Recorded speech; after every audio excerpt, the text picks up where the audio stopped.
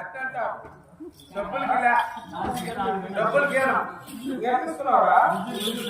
గింజలకే బట్టానికి ఇస్తా ఇప్పుడు ఇది పై చిప్ప ఇది కింది చిప్ప ఈ పై చిప్ప గింజలు పెట్టామనుకో ఈ కింది చిప్ప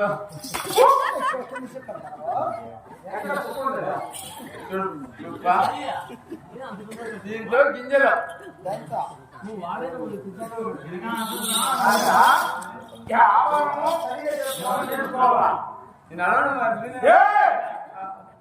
మా దగ్గర ఇప్పుడు బట్టం లేదు డబ్బులకి చెప్పండి